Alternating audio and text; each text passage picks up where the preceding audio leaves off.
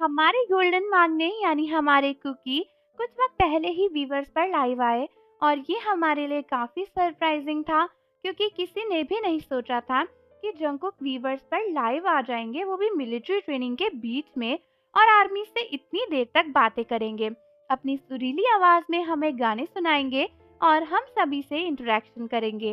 हालांकि दोस्तों, इन सब खुशी के पलों के बीच में आर्मीज ने कुछ ऐसा नोटिस किया जो उन्हें काफी सरप्राइजिंग लगा, और वो था जंकुक के हाथों पे काफी सारे चोट के निशान। और ये काफी ज्यादा शॉकिंग, सरप्राइजिंग और अलार्मिंग था क्योंकि जंकुक के हाथों में ये रैशेस और ये निशान पहले बिल्कुल भी नहीं थे।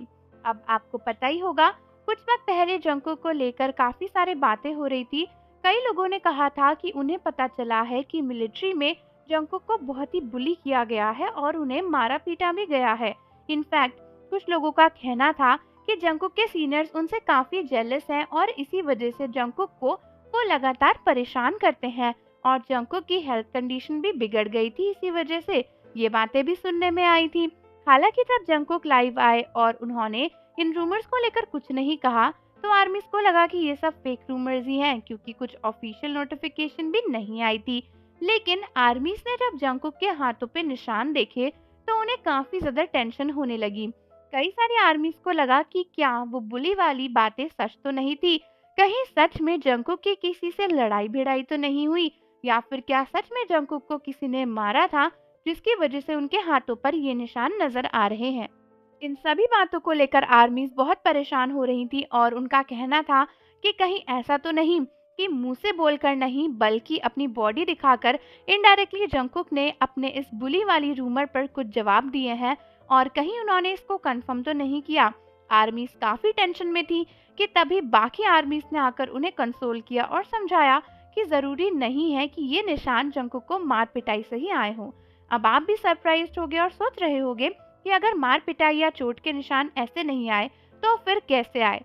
तो दोस्तों, आप सभी भूल रहे हो कि हमारे गोल्डन मांगने जंकुक मिलिट्री में कुक का काम करते हैं, और ये जंकुक ने खुद ही बताया था। लाइव आकर भी जंकुक ने कहा था कि वो कोशिश करते हैं कि वो मिलिट्री में और अच्छा खाना बना पाए, बट क्योंकि इतने बड़े वॉल्यूम में खाना बनता है कि वो अक्सर थोड़ा बहुत इधर उधर हो ही जाता है। तो आर्मीज को रियलाइज हुआ कि शायद ये निशान कुकिंग के टाइम पर ही आए होंगे।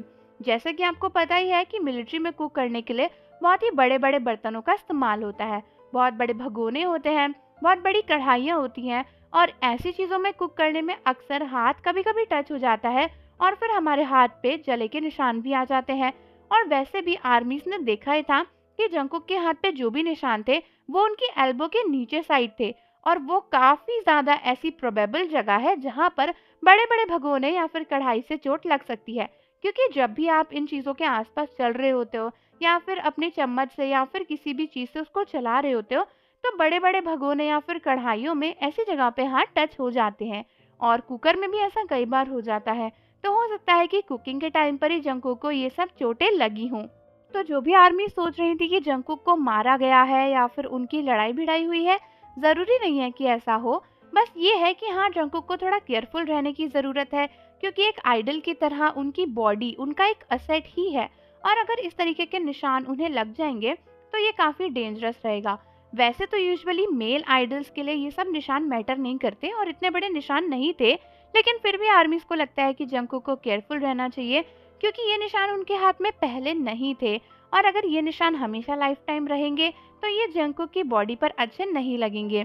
तो आर्मीज, आप मुझे बताओ कि क्या आपको भी लगा था कि जंकुक को ये चोट कैसे लग गई? और जाने से पहले चैनल को जरूर सब्सक्राइब कर लो, बेल आइकन प्रेस कर दो। मिलते हैं आपसे अगली वीडियो के साथ।